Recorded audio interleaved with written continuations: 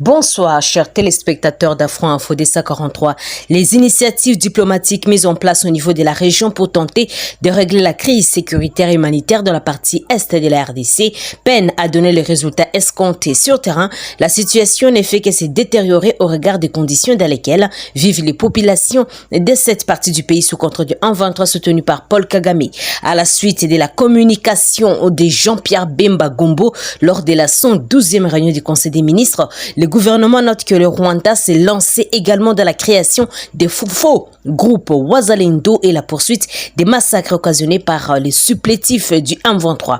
Le vice-premier ministre de la Défense nationale et ancien combattant a indiqué qu'hormis les incidents malheureux survenus le 30 août 2023 à Goma, la situation sécuritaire dans la province du Nord Kivu reste marquée entre autres par la création par le Rwanda des faux groupes se revendiquant aussi Wazalendo et de massacres perpétrés et répétés par le 1-23 RDF à Tongo contre la population hostile à leur présence, rapporte le compte rendu de la réunion tenue le vendredi 8 septembre 2023. Au cours de l'intervention du vice-premier ministre de la Défense nationale et ancien combattant, la situation sécuritaire de la province de l'Ituri a été également abordée. Dans la province de l'Ituri, la situation reste marquée par les affrontements des activités criminelles et des tensions entre les différents groupes causant les pertes en vies humaines ainsi que des destructions de matériel, ajoutent les comptes rendus. À l'heure actuelle, les déplacements de guerre, d'agression imposés à la RDC par le Rwanda sous couvert du 1-23 cantonnés dans plusieurs camps tout autour des Goma au Nord Kivu parcourent des moments difficiles en cette période pluvieuse. Leurs abris sont dans un état de délabrement très avancé et les eaux de pluie inondent les abris et poussent plusieurs ménages à passer la nuit à la Belle Étoile. Il s'agit des milliers de déplacés venus des entités occupées par le 1-23 dont les territoires de Rutshuru ou de Masisi, mais aussi de Nyiragongo qui ne savent plus à quel sens se vouer dans différents sites disséminés autour de Goma. Leurs abris sont dans un état défectueux. Pendant cette période pluvieuse, il y a de cela plusieurs jours que des déplacés n'ont pas bénéficié de l'assistance du gouvernement à part celle qui est remise par certaines organisations et autres personnes de bonne volonté, celles-ci étant également sélectives. Les femmes enceintes et allaitantes, les personnes vivant avec handicap, des personnes du troisième âge ainsi que les enfants sont le plus privilégiés. Et depuis 2 ans, de nombreuses entités du territoire de Rutshuru, Masisi et Nyiragongo sont sous occupation du 1-23 et les enfants de ces coins-là qui n'ont repris le chemin de l'école risquent de passer entre 2 à 3 années blanches maintenant. Pour la deuxième fois ce dimanche, les directeurs adjoints de publication d'actualité.cd devaient être entendus par la commission Okende mise sur pied pour identifier les assassins de l'ancien ministre Chéribé Okende. Le rendez-vous était pris à 11h, mais 5 heures plus tard, au moins un membre de cette commission était toujours absent. Et nous devions commencer à 11h et il est bientôt 16h et ça n'a toujours pas commencé, à expliquer son avocat Grace Chala. Et ils entendent encore quelqu'un du côté de la commission. Et cette situation inquiète les conseils du journaliste. Nous connaissons toutes les manœuvres, mais nous ne voulons pas y lire trop de choses. Est-ce que c'est pour empêcher son audition aujourd'hui? Est-ce qu'ils attendent un ordre? On ne sait pas. On attend-il encore déclaré à actualité.cd. L'audition devrait se dérouler et cette fois à Lipkin, commissariat provincial de la police. Et en début d'après-midi, le patron de ces sacs, Christian Bossembi, s'est entretenu avec le membre de la commission déjà présent. La garde à vue de Stanis Boujakera doit se terminer ce soir à 20h30, soit 48 heures après son interpellation. Et au-delà de ce délai, il doit être libéré ou déféré devant la justice, écrit actualité.cd.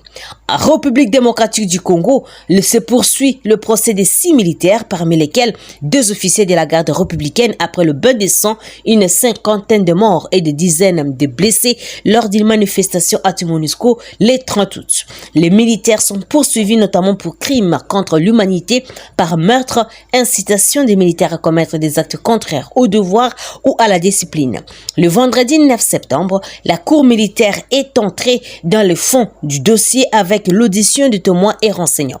Le magistrat militaire écoutant des témoignages le 8 septembre 2023 sur les événements sanglants survenus à Goma en RD Congo le 30 août, l'agence France Presse, entendu vendredi comme enseignant ou renseignant du ministère public, le directeur de renseignement de la 34e région militaire, le colonel Frank Utunda, a directement chargé la garde républicaine. Il accuse ce membre d'avoir tiré sur des manifestants non armés. Et selon lui, alors qu'il tenait de convaincre ces derniers pour qu'ils aillent déposer leur mémo auprès des qui de droit, le colonel Utunda affirme que la garde républicaine l'a d'abord désarmé avant de tirer sur des centaines de personnes qui manifestaient. J'étais là et nous avons compté 42 morts et 33 blessés sur place. En réaction, les principaux accusés, le colonel Mike Mikombe, commandant de la garde républicaine au Nord Kivu, affirme avoir été informé par la 34e région militaire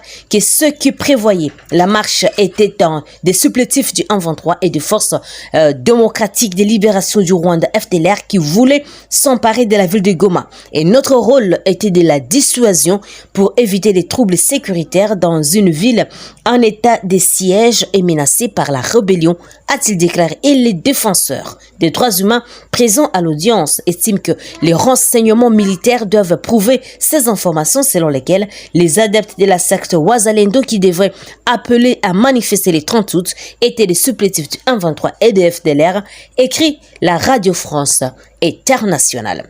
Autre nouvelle, le gouvernement représenté par le ministère des Hydrocarbures, Didier Boudimbu, celui des Finances, Nicolas Kazadi, et des sociétés Wind Exploration and Production Alpha-Giri Energy ont signé le samedi 9 septembre à Kinshasa les contrats de partage et de production de l'exploitation de 2 blocs gaziers du lac Kivu ouverts à l'exploration-production en RDC.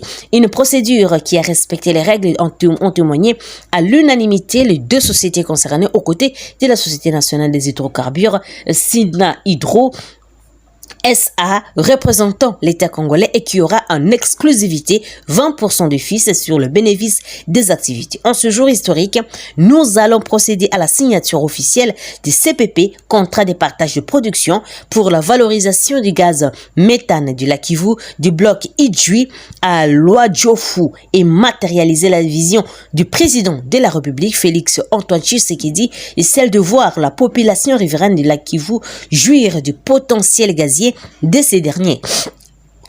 L'OTAN considéré comme une bombe à retardement à cause de son gaz nocif, c'est même là qui permettra bientôt d'améliorer le vécu quotidien des populations autochtones, notamment par la production de l'électricité pour la population, la création d'emplois pour nos compatriotes, les opportunités d'investissement pour les étrangers et les nationaux, mais surtout les développements de villes et villages environnants au profit des hommes congolais, a indiqué le ministre des Hydrocarbures Didier Boudimbu dans son mot des circonstances. Il essaie de signaler que cette étape intervient après le lancement des avis à manifestation d'intérêt sur les 3 blocs gaziers du lac Kivu.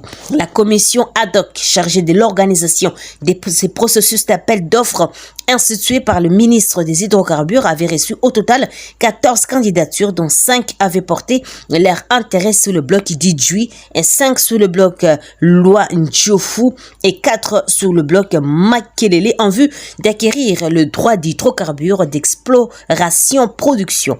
À l'issue des phases de présélection et de sélection opérées par le bloc, les consortiums Symbiom Power Red, le droit américain a été sélectionné sur le bloc Makelele, la société Alpha-Giri Energy des droits canadiens sur le bloc Loadjofu et la société Wind Exploration Production des nationalités américaines sur le bloc d'Idjui. Cette démarche du gouvernement est conforme aux prescrits de la loi portant régime général des hydrocarbures en RDC ainsi que du décret du 9 avril 2016 portant règlement des hydrocarbures en République démocratique du Congo, écrit Actualité. Au total, 7 présumés bandits armés, dont 3 femmes, ont été arrêtés par la police à Mbujimaï, chef-lieu du Kasaï oriental, et ils ont été présentés à la gouverneure intérimaire par les commissaires provinciaux de la PNC au Kasaï oriental le jeudi 7 septembre dernier. John Chabouin indique que ces agents civiques sont auteurs de présumer plusieurs cas de vol à main armée, extorsion et visites nocturnes dans cette province, principalement de la ville de Mbuji-Mayi. Les groupes devant vous est une bande de voleurs qui sèment la terreur, la panique et la désolation au sein de la population du Kasaï oriental ces derniers temps dans la ville de Mbuji-Mayi, avec comme chef Mbui Kongongo, alias Prince, qui est un repris de justice. Ces groupes opèrent avec les armes de fabrication locale, a-t-il déclaré. Et le numéro 1 de la police nationale congolaise du Kasaï oriental signalé par ailleurs que l'un de ces malfaiteurs avait été lynché par la population jusqu'à ce qu'il avait rendu l'âme. Et le gouverneur intérimaire Julie Kalenga a pour sa part salué le travail des agents de l'ordre et a invité la population à collaborer avec la PNC pour mettre fin à l'insécurité dans la région. Et à vous la population, nous devons collaborer avec notre police pour qu'ensemble nous arrivons à atteindre l'objectif qui est de mettre hors d'état de nuire les ennemis de la province et de la paix au Kasaï oriental, a-t-elle déclaré. Le commissaire divisionnaire adjoint John Chabouin ajoute que ces gens s'étaient introduits dans les maisons des Badiambu Alpha et Chinkobo il y a quelques jours, tous blessés par balle, tirés par ce hors-la-loi, écrit 7 sur 7.cd. Merci, chers téléspectateurs, de nous avoir suivis jusqu'à la fin. N'oubliez pas de vous abonner, d'aimer la page et de nous laisser un commentaire.